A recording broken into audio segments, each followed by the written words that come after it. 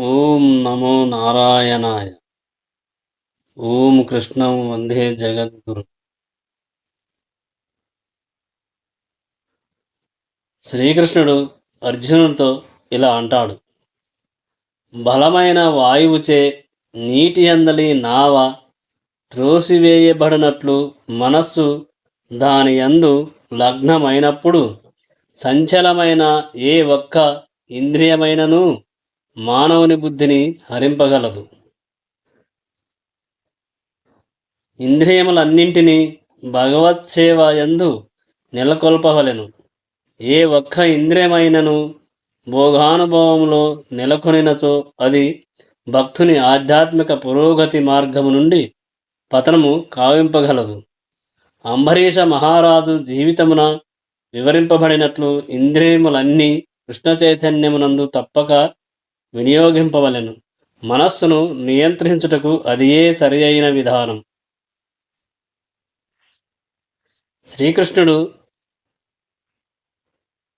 శ్రీకృష్ణునితో అర్జునుడు ఇలా అంటాడు: అందుచే ఓ మహాబాహు, ఎవ్వరిని ఇంద్రియములు వాని ఇంద్రియార్థముల నుండి నిగ్రహింపబడి ఉండునో అతడు నిశ్చయముగా స్థితప్రజ్ఞుడగును.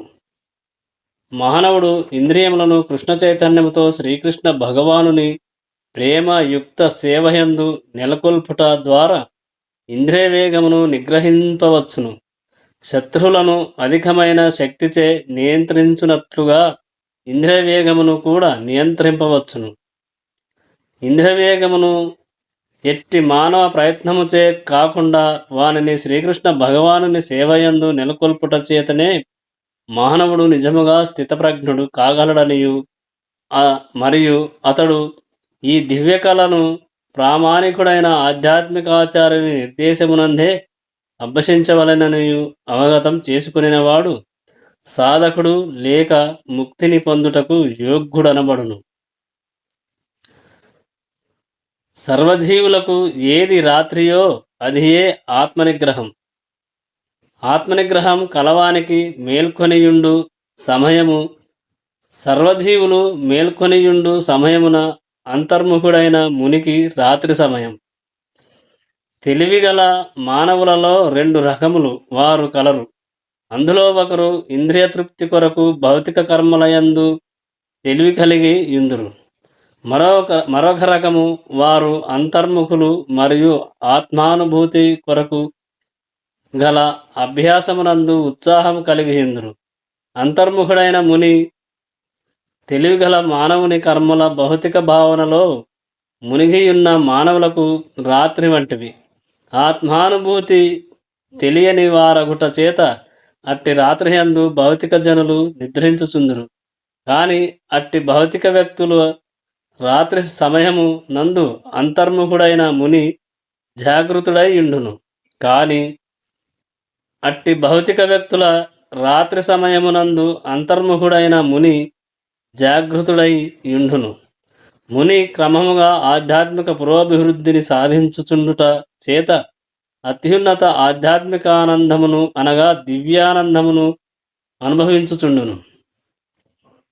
భౌతిక వ్యక్తి ఆత్మానుభూతి విషయమునందు నిద్రితుడై ఉండుట చేత తన నిద్రా సమయమున కొన్ని మార్లు సుఖమును కొన్ని మార్లు దుఃఖమును పొందుతూ వివిధములైన ఇంద్రియ సుఖములను గూర్చి స్వప్నములను చూచుచుండును.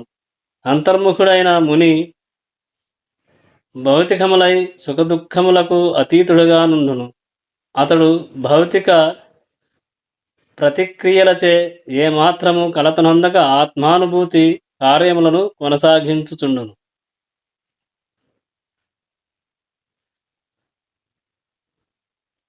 శ్రీకృష్ణుడు ఇలా అంటాడు: నదులు సర్వదా నీటిని పూరించుచున్నను నిశ్చలముగా నుండు సముద్రము వలె తన యందు కోరికలు నిరంతరము ప్రవేశించుచున్నను ఆ ప్రవాహముచే కలతనొందని మానవుడే శాంతిని పొందగలుగును.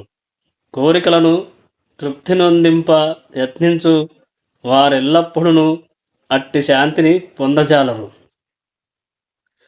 విస్తారమైన సముద్రము ఎల్లప్పుడూ జలముచే పూరింపబడుతూనే ఇండును. ముఖ్యముగా వర్షాకాలం అది మరింత అధికముగా నీటిచే పూరింపబడుచుండును. అయినను సముద్రము ఒకే మాదిరిగా స్థిరముగా నిలిచియుండును. అది కలత నొందకపోవటయే కాకుండా కనీసము చెలియలి కట్టనైనను ఎన్నడూ అతిక్రమించదు. కృష్ణ చైతన్యవంతుడైన మానవుని విషయమున కూడా ఇది సత్యమయ్యున్నది. మానవుడు భౌతిక దేహమును ధరించి యున్నంతకాలము ఆ దేహమునకు సంబంధించిన ఇంద్రియ తృప్తి వాంఛలు కొనసాగుతుండును. కాని భక్తుడు సంతృప్తి చెందియుండుట చేత అట్టి కోరికలచే కలతనొందడు. భగవానుడు కృష్ణ చైతన్యవంతుని అవసరములను నెరవేర్చుచుండుట చేత అతడు దేనిని వాంఛించడు. కనుకనే అతడు సముద్రము వలె తదా తనయందే పరిపూర్ణుడై నిశ్చలముగా నుండును. సముద్రమునందు ప్రవహించు నదీ జలముల వలె తన యందు వాంఛలు ప్రవేశించినను అతడు తన కార్యకలాపముల యందు స్థిరుడై ఇండుట చేత ఇంద్రియ తృప్తి వాంఛలచే ఏమాత్రము కలతనొందడు. భౌతికమైన ఇంద్రియ తృప్తి వాంఛలు కలుగుతున్నప్పటికీ వాటన్నింటి పట్ల అనాసక్తుడై యుండెడి కృష్ణ చైతన్యవంతునికి ఇది ఏ నిదర్శనము. భక్తుడు భగవానుని ప్రేమయుక్త సేవయందు సంతృప్తి నొందుచుండుట చేత సముద్రము వలె స్థిరుడైయున్నందున ఆ భక్తుడు సంపూర్ణ శాంతిని అనుభవించును. కానీ మోక్షదశ వరకును భౌతిక విజయమును గూర్చి వేరుగా తెలుపనవసరం లేదు. కోరికలను పూరించుకొని దలచువాడు ఎన్నడూను శాంతిని పొందజాలడు. కామ్యకర్మలలో నెలకొనినట్టి వారు మోక్షకాలములను యోగసిద్ధులను పొందుటకు ప్రయత్నించు యోగుల వంటి వారందరూ తీరని కోరికలచే ఎల్లప్పుడూ దుఃఖమునే కలిగియుందురు. కానీ కృష్ణ చైతన్యవంతుడు శ్రీకృష్ణ భగవానుని సేవయందు నిరంతరము ఆనందమును అనుభవించుట చేత ఎట్టి కోరికలను కలిగియుండడు. వాస్తవమునకు అతడు భౌతిక బంధములని పిలువబడు బంధముల నుండి కూడా విముక్తిని వాంఛింపడు. ఎట్టి భౌతిక వాంఛలు లేనందునే కృష్ణ భక్తుడు సదా పూర్ణశాంతిని కలిగియుండును. శ్రీకృష్ణుడు ఇలా అంటాడు: ఇంద్రియ భోగానుభవ కోరికలన్నింటినీ త్యజించి నిష్కామునిగా జీవించువాడును ఇంద్రియ మమకారము మరియు అహంకారములను విడిచిపెట్టినవాడు మాత్రమే నిజమైన శాంతిని పొందగలడు. నిష్కాముడు అనగా ఇంద్రియ సుఖము కొరకై దేనిని వాంఛింపకుండుట అని అర్థం. అనగా కృష్ణ చైతన్యమునందు నిమగ్నమై ఉండవలనని వాంఛించుటయే నిజమైన నిష్కామత్వము. దేహాత్మబుద్ధి లేనివాడు ప్రపంచమునందు దేనిపైనను ఆధిపత్యమును కలిగియుండక శ్రీకృష్ణుని దాసునిగా జీవుని యథార్థ స్థితిని అవగతం చేసుకొనుటయే కృష్ణ చైతన్యమునందలి పరిపూర్ణ స్థితి. అట్టి పరిపూర్ణ స్థితి యందు నెలకొనిన వాడు శ్రీకృష్ణుడే సకలమునకు అధిపతి అయినందున సమస్తమును అతని సంతృప్తి కొరకే వినియోగింపవలెనని ఎరిగియుండును. అర్జునుడు మొదట తన ఇంద్రియ తృప్తికై యుద్ధమును చేయుటకు నిరాకరించినను అతడు పూర్తి కృష్ణ చైతన్యవంతుడు అయినంతనే యుద్ధము చేయుమని శ్రీకృష్ణుడు కోరుటచే యుద్ధమును పోరాడెను. ఎందుకనగా అర్జునుడు యుద్ధం చేయవలనన్నడి కోరిక లేకున్నను శ్రీకృష్ణుని కొరకై అతడు తన కాంక్షానుసారం యుద్ధము చేసెను. కృత్రిమముగా కోరికలను నశింపుట కంటే శ్రీకృష్ణుని సంతృప్తిని కోరుకొనుటయే నిజమైన నిష్కామత్వం. జీవుడు ఎన్నడను వాంఛరహితుడు కాజాలడు. కాని అతడు తన కోరికలు విధానమును గుణమును మార్చుకొనవలెను. భౌతిక వాంఛ రహితుడై వ్యక్తి సర్వము శ్రీకృష్ణునికే చెందినదని ఎరిగియుండుట చేత దేనియందును వ్యర్థముగా యజమానత్వమును కలిగియుండడు.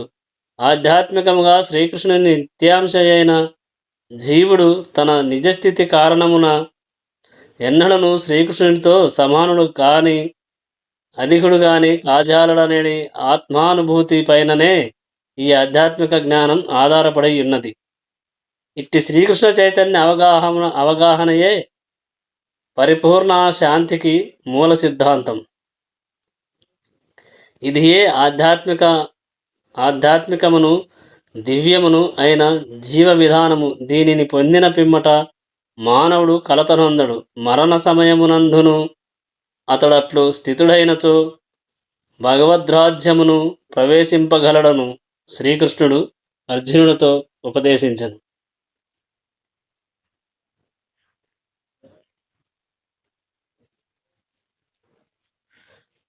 అర్జునుడు ఇట్లు పలికెను: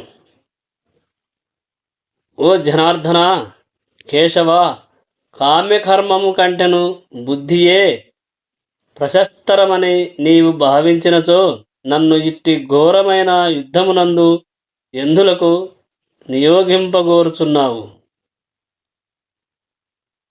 దేవాది దేవుడవైన శ్రీకృష్ణ భగవానుడు తన ఆప్తమిత్రుడైన అర్జునుని భౌతిక దుఃఖ సాగరము నుండి తరింపజేయు ఉద్దేశముతో ఆత్మ యొక్క నిజస్థితిని గడిచిన అధ్యాయమునందలి మిక్కిలి స్పష్టముగా వివరించెను. అందులో ఆత్మానుభూతి మార్గమై బుద్ధియోగము లేక కృష్ణ చైతన్యము ఆదేశింపబడినది. కొన్నిసార్లు కృష్ణ చైతన్యం జాడత్వమని, కర్మ సన్యాసము అని తప్పుగా భావింపబడును. అట్లు తప్పుగా భావించిన వాడు శ్రీకృష్ణ భగవానుని పవిత్ర నామమును జపించుచు పరిపూర్ణ కృష్ణ చైతన్యవంతుడగుటకు ఏకాంత ప్రదేశమునకు తరలిపోచుండును. కానీ కృష్ణ చైతన్య భక్తి తత్వమును సంపూర్ణ శిక్షణను పొందనిదే ఎవ్వరును ఏకాంత ప్రదేశమున కృష్ణనామ జపమును చేయుట వాంఛనీయము కాదు. అట్టి కార్యము ద్వారా కేవలము అమాయక జనుల నుండి భక్తి ప్రశంసలు మాత్రమే మానవునకు లభింపగలవు. అర్జునుడు కూడా కృష్ణ చైతన్యము బుద్ధియోగము లేక ఆధ్యాత్మిక జ్ఞాన పురోభివృద్ధి నందు బుద్ధి అనగా క్రియాశీలక జీవనము నుండి విరమించి ఏకాంత ప్రదేశంలో తపోధ్యానములు ఆచరించుటమని భావించెను. మరో విధముగా చెప్పవలెననిన కృష్ణ చైతన్యము నెపముతో అతడు యుద్ధము చేయుట నుండి నేర్పుగా తప్పించుకోదలచెను. కానీ అతడు ఉత్తమ సాధకుని వలె అతడి విషయమున తన గురువైన శ్రీకృష్ణ భగవానునికి విన్నవించి ఉత్తమ మార్గమున గూర్చి అతనిని ప్రశ్నించెను.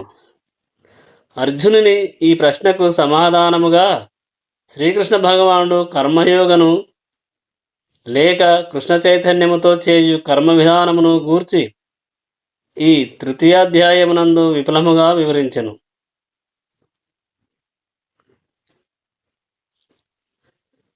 అనేకార్థములు కలిగిన నీ బోధనలచే నా బుద్ధి మోహమునొందినది. అందుచే నాకు ఏది అత్యంత శ్రేయోదాయకమో దయయుంచి నిశ్చయముగా తెలుపుము కృష్ణ అని అర్జునుడు శ్రీకృష్ణుని అడిగెను. భగవద్గీతకు ఉపోద్ఘాతముగా గడిచిన అధ్యాయములలో సాంఖ్యయోగము, బుద్ధియోగము, బుద్ధి చేత ఇంద్రియములను నిగ్రహించుట, ఫలాపేక్షరహిత కర్మము, ప్రారంభ దశలో గల సాధకుని స్థితులనేడి వివిధ విషయములు వివరింపబడినవి. కానీ అవన్నీ ఒక క్రమ పద్ధతిలో వివరింపబడలేదు. కానీ వాని సంపూర్ణ అవగాహనకు మరియు కార్యాచరణ కొరకు ఒక క్రమమైన పద్ధతి అవసరమై ఉన్నది. కనుకనే అర్జునుడు బాహ్యమునకు అస్పష్టముగా గోచరించు ఆ విషయములను స్పష్టము చేయగోరెను. తద్వారా సాధారణ వ్యక్తి కూడా వాటిని ఎటువంటి మనోకల్పనను మరియు వ్యతిరేక వివరణలు లేకుండా అంగీకరించు అవకాశం కలుగును. తన పదప్రయోగముచే అర్జునునికి కలత కలిగించు ఉద్దేశము శ్రీకృష్ణ భగవానునికి లేకున్నను, కృష్ణ చైతన్యము అనగా క్రియారహితమో లేక క్రియాశీలక సేవయో అర్జునుడు ఎరుగలేకపోయాను. మరో మాటలో చెప్పవలనైన అర్జునుడు తన ప్రశ్నల ద్వారా భగవద్గీత రహస్యమును తెలుసుకొనగోరు శ్రద్ధావంతులైన అభ్యాసకులందరి వరకు కృష్ణ చైతన్య మార్గమును సుగమము చేయుచున్నాడు. దేవాది దేవుడైన శ్రీకృష్ణ భగవానుడు ఇట్లు పలికెను: పావరహితుడైన ఓ అర్జున, ఆత్మానుభూతిని పొందగోరు మానవులు 2 రకములని ఇదివరకే నేను వివరించి తిని. కొందరు దానిని సౌఖ్యము మరియు తాత్విక కల్పనల ద్వారా అవగాహన చేసుకొనగోరగా, మరికొందరు భక్తి యోగము ద్వారా దానిని అవగాహన చేసుకొనగోరుదురు.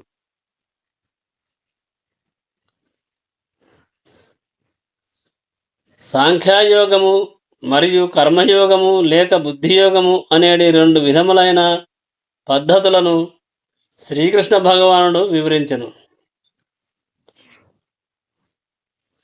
ఇప్పుడు శ్రీకృష్ణుడు మరింత స్పష్టంగా వివరిస్తున్నాడు. ఆత్మ మరియు భౌతిక పదార్థముల విశ్లేషణాత్మక అధ్యయనమైన సాంఖ్యయోగము మానసిక కల్పనలను భావించుటయందును మరియు ఏదేని విషయమును ప్రయోగాత్మక జ్ఞానము తాత్విక చింతన ద్వారా ఎరుగుటయందును అభిరుచిని కలిగినట్టి మానవులకు చెందినట్టిది. ఇక 2వ రకము వారు కృష్ణ చైతన్య భావనయందు కర్మ నునరింపబడేవారు. ఈ విషయము ద్వితీయాధ్యాయమునందలి 61వ శ్లోకమునందు వివరింపబడినది. 39వ శ్లోకమునందు బుద్ధియోగము లేక కృష్ణ చైతన్యం యొక్క సిద్ధాంతములను అనుసరించి కర్మ చేయుట వలన మానవుడు కర్మబంధముల నుండి విడిపడగలడనియు, పైగా అట్టి కర్మ వలన ఎట్టి దోషములు కలుగువనియు శ్రీకృష్ణ భగవానుడు తెలిపియున్నాడు. 61వ శ్లోకమున బుద్ధియోగము అనగా భగవానుని పైననే మరింత విశదముగా చెప్పవలెనని, శ్రీకృష్ణుని పైననే పూర్తిగా ఆధారపడుటచే ఇంద్రియములన్నింటినీ సులభముగా నియంత్రింపవచ్చుననియు స్పష్టముగా వివరింపబడినది. కనుక ధర్మము తత్వశాస్త్రముల వలె ఈ 2 యోగములు పరస్పరము ఒకదానిపై మరొకటి ఆధారపడి ఉన్నవి. తత్వము లేనటువంటి ధర్మము కేవలము సిద్ధాంతము లేక మూఢ విశ్వాసము కాగా, ధర్మము లేనటువంటి తత్వము కొన్ని మార్లు మూర్ఖపు పట్టుదల మానసిక కల్పనము మాత్రమే కాగలదు. ఎందుకనగా పరతత్వానుభూతి కొరకు శ్రద్ధతో యత్నించువారు కూడా చివరకు కృష్ణ చైతన్య మార్గమునకే వత్తురు. కనుక శ్రీకృష్ణుడే పరమ లక్ష్యమై ఉన్నాడు. ఈ విషయము భగవద్గీత యందును తెలుపబడినది. జీవాత్మ పరమాత్మకు మధ్య గల యథార్థ సంబంధమును అవగాహన చేసుకున్నటయే అన్నింటియందు ముఖ్యాంశమై ఉన్నది. పరోక్ష మార్గమైన తాత్విక మానసిక కల్పనలను కావించుచు మానవుడు క్రమముగా కృష్ణ చైతన్య స్థితికి రావచ్చును, లేదా 2వ మార్గమున కృష్ణ చైతన్యము యందు ప్రత్యక్ష సంబంధమును ఏర్పరచుకొనవచ్చును.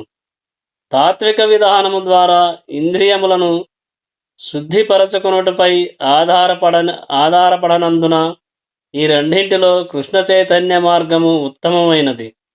కృష్ణ చైతన్యము అనున్నది స్వయముగానే ఒక పవిత్రీకరణ విధానము. అంతేకాకుండా భక్తి యుక్త సేవ అనేది ప్రత్యక్ష విధానము చేత ఆ కార్యము సులభమును మరియు ఉదాత్తమును అయి ఉన్నది.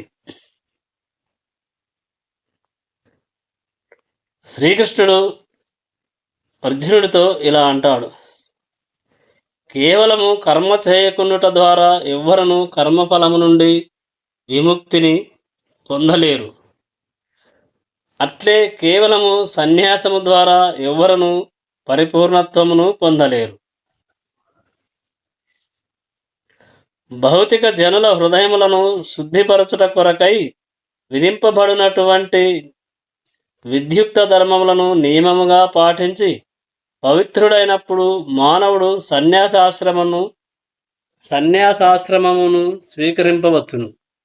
అట్టి పవిత్రీకరణము లేకుండా హఠాత్తుగా సన్యాసము స్వీకరించుట ద్వారా మానవునికి జయము సిద్ధింపదు అని శ్రీకృష్ణుడు అర్జునుడితో తెలిపెను.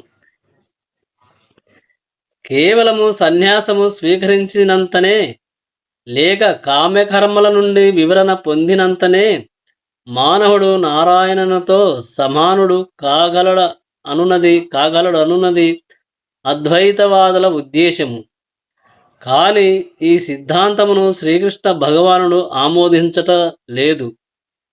హృదయము పవిత్రము కానిదే సన్యాసము స్వీకరించినచో అది కేవలము సాంఘిక జీవిత క్రమమునకు సంభోక్షము మాత్రమే కలిగించును. అట్లు కాకుండా మానవుడు తన విద్యుక్త ధర్మములను నిర్వర్తింపకున్నను దివ్యమైన భగవత్ సేవను స్వీకరించి తన శక్త్యానుసారం పురోగమించినచో బుద్ధియోగం భగవానునిచే ఆమోదింపబడును. స్వల్పమప్యస్య ధర్మస్య త్రాయతే మహతో భయాత్. భగవద్గీత 2:40 అనగా అట్టి ధర్మాచరణము స్వల్పముగా ఆచరింపబడినను అది మానవుని ఘోర భయముల నుండి తరింపజేయగలదు. శ్రీకృష్ణుడు అర్జునుడితో ఇలా పలికెను: ప్రతి జీవుడును భౌతిక ప్రకృతి వలన తాను పొందినటువంటి గుణము అనుసరించి వివశుడై కర్మ చేయుటకు ప్రేరేపింపబడును. కావున ఏదీను చేయకుండా క్షణకాలము కూడా ఎవ్వరను ఉండజాలుడు అని శ్రీకృష్ణుడు తెలిపెను. బద్ధ జీవితమునందే కాకుండా ఎల్లప్పుడూ క్రియాశీలకగా నుండుట ఆత్మ స్వభావము. జీవాత్మ లేనిదే భౌతిక దేహము కొద్దిగానైనను కదలదు. దేహము కేవలం ఒక జడమైన వాహనం వంటిది అని శ్రీకృష్ణుడు అర్జునునకు ఉపదేశించెను. శ్రీకృష్ణుడు ఇలా అంటాడు: దానిని క్రియాశీలకమైన జీవాత్మ నడుపుచుండును. ఈ నిత్య క్రియాశీలకమైన ఆత్మ క్షణకాలమైనను పని చేయకుండా జడత్వమును కలిగి ఉండదు. కనుకనే ఈ ఆత్మను కృష్ణ చైతన్యముతో కూడిన సత్కారములయందు నెలకొల్పవలెను. లేనిచో అది మాయాశక్తిచే నిర్దేశింపబడిన కర్మలయందు నెలకొనగలదు. భౌతిక శక్తి సంపర్కమునందే ఆత్మ కూడా భౌతిక గుణమును పొందుచున్నది. అట్టి గుణ సంపర్కము నుండి ఆత్మను శుద్ధపరచుటకు శాస్త్రములందు విధింపబడిన విద్యుక్త ధర్మములను విధిగా ఆచరింపవలసి ఉన్నది. కానీ ఆత్మ దాని నిజకర్మమైన కృష్ణ చైతన్యమునందు నెలకొనినప్పుడు అది ఏది చేయగలిగినను అది శ్రేయస్సునే కలిగించును.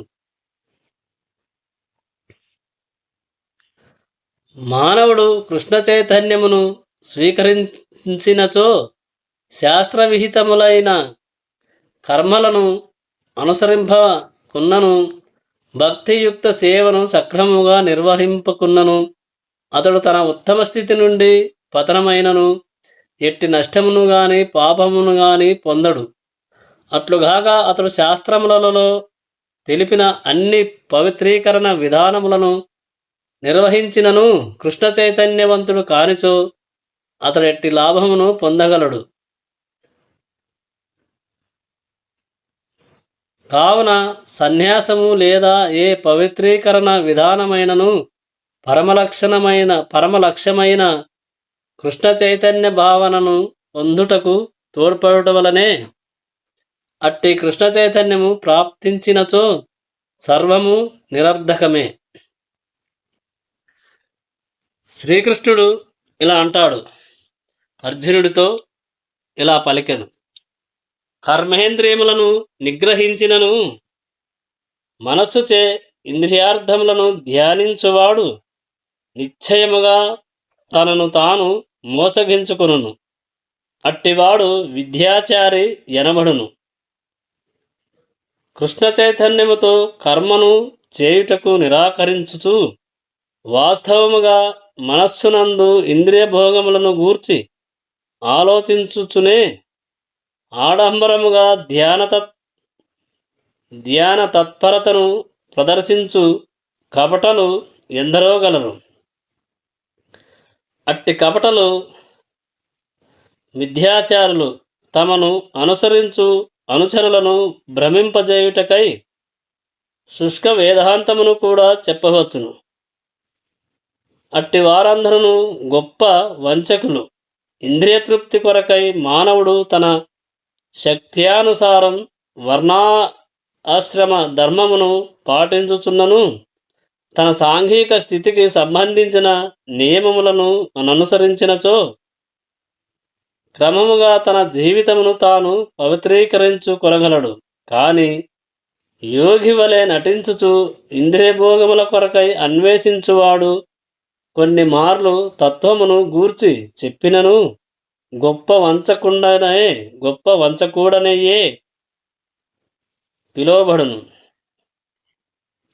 అట్టి పాపి యొక్క జ్ఞానం భగవానుని మాయాశక్తి చేత హరింపబడినందున వాని జ్ఞానమునకు ఎట్టి విలువయు లేదు.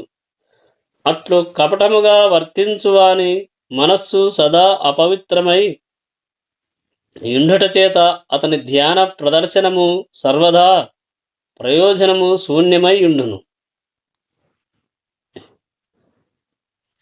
శ్రీకృష్ణుడు ఇలా అంటాడు, ఓ అర్జున, అట్లుగాక మనస్సు చేత క్రియాశీలక ఇంద్రియములను నిగ్రహించుటకు యత్నించి ఆసక్తి లేనివాడై కర్మయోగమును కృష్ణ చైతన్యమును యందు ఆరంభించు. శ్రద్ధావంతుడు అత్యుత్తముడు అని శ్రీకృష్ణుడు అర్జునుడితో తెలిపెను.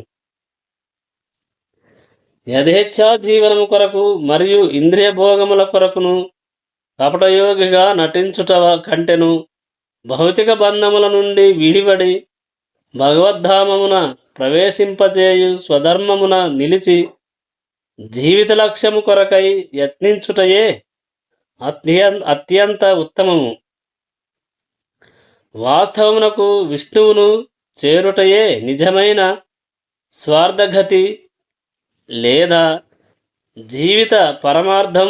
మనకు జీవిత పరమ లక్ష్యమును సాధించుటలో తోడ్పడుట కొరకై ఈ వర్ణాశ్రమ పద్ధతులు ఉపదేశింపబడినవి. గృహస్థుడు కూడా కృష్ణ చైతన్యమునందలి నియమిత సేవ చేయుట ద్వారా ఈ లక్ష్యమును పొందవచ్చును. ఆత్మానుభూతి కొరకై ప్రతి ఒక్కరూ శాస్త్రములలో తెలుపబడినట్లుగా నియమిత జీవితమును గడుపుతూ ఆసక్తి లేకుండా తన కర్మను అనుసరిస్తూ పురోభివృద్ధిని సాధింపగలరు. ఈ విధానమును అనుసరించు శ్రద్ధావంతుడు అమాయకులైన జనులను మోసగించుటకై ఆడంబరముగా కపటభక్తిని ప్రదర్శించు కపటయోగి కంటెను అత్యంత ఉత్తముడు. కేవలము జీవనోపాధి కొరకై కపట ధ్యానము చేయువాని కంటెను శ్రద్ధగా వీధులను శుభ్రపరచువాడు ఎంతో ఉత్తముడు. శ్రీకృష్ణుడు అర్జునుడితో ఇలా పలికెను, నీ విద్యుక్త ధర్మమును నీవు శ్రద్ధగా నిర్వర్తింపుము. అట్లు చేయుట అసలు కర్మ చేయకపోవట కంటెను ఉత్తమము. మానవుడు కర్మ చేయకుండా భౌతికమైన దేహమును కూడా పోషించుకొనజాలడు. తాము ఉత్తమ వంశమునకు చెందిన వారమనియు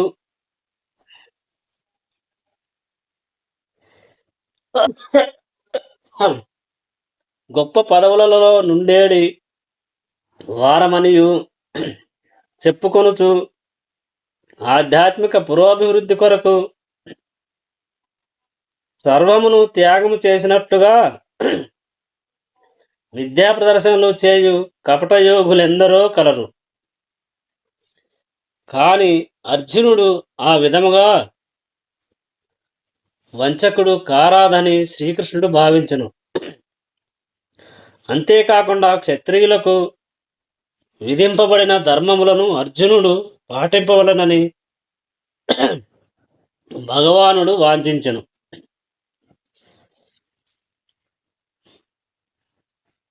జై శ్రీకృష్ణ. ఓం నమో నారాయణ. ఈ భగవద్గీత విన్నవారు, ఈ వీడియో చూసిన వారు అందరికీ శుభము కలుగుగాక.